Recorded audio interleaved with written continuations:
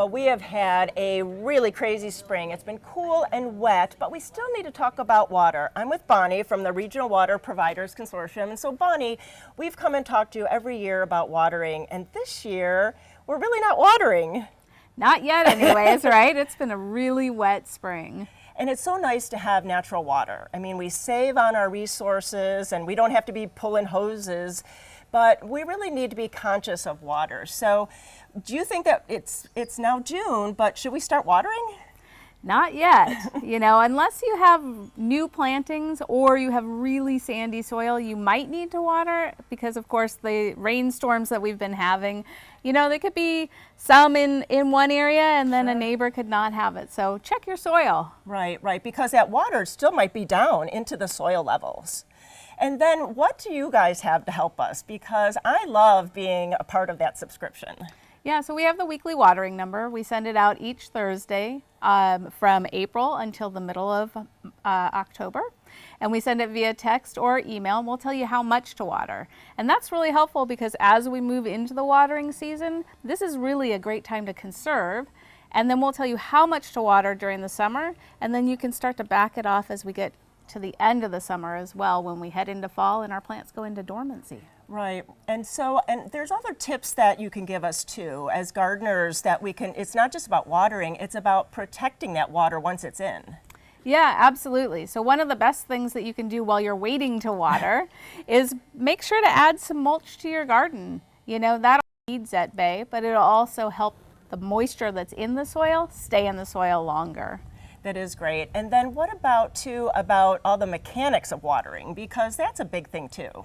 Yeah, absolutely. So I always like to tell people, while we're waiting to water, make sure that your watering system's in tip-top shape, right? It's just going to go and get a summer workout, so make sure that those hoses, the connections are tightened, make sure they're in good condition.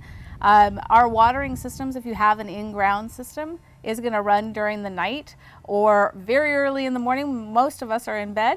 So make sure to run it during the day, once a month during the watering season, and make sure that it's watering the plants that you want and not the pavement, or you might have plants that need to be trimmed a little bit back so that the spray can get to where it needs to go.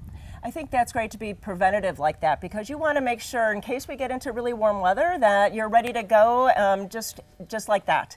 So everything is not going to be susceptible to any kind of damage. Yeah, absolutely. And one last thing that I would say is make sure that you create a watering schedule, right? So we recommend, on average, established plants should be watered once, maybe twice a week. And you want to make sure that you're getting that water down deep into the soil. So, pay attention to how the water is going into your soil. And then use that watering schedule and the weekly watering number. You should be good to go. Those are always great tips. We've learned so much over the years from Bonnie and all the staff here. But we need to show everybody your parking strip that we had visited just a few years ago. So let's go out to the front of the house. All right, sounds good.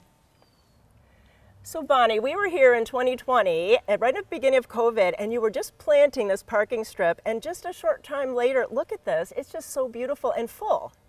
It is. It's grown exponentially over the last couple of summers, and what's great about this is it's doing exactly what I wanted it to do. So I don't have an in-ground sprinkler system, so I have to drag the hose out here when I'm going to water it. And so I actually, really even last summer, only watered it 3 or 4 times. Oh, wow.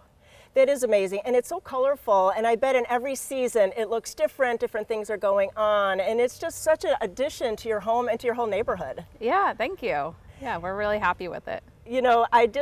I'm smiling because we've had so many good times with you guys, and with all the people behind us. This is all the crew that we've interviewed over the last years from the Regional Water Providers Consortium. They brought all the information to you, the viewers, and educated us all about our water and how wonderful it is, and it's such a wonderful thing that we have to our use, and how we need to help use it wisely.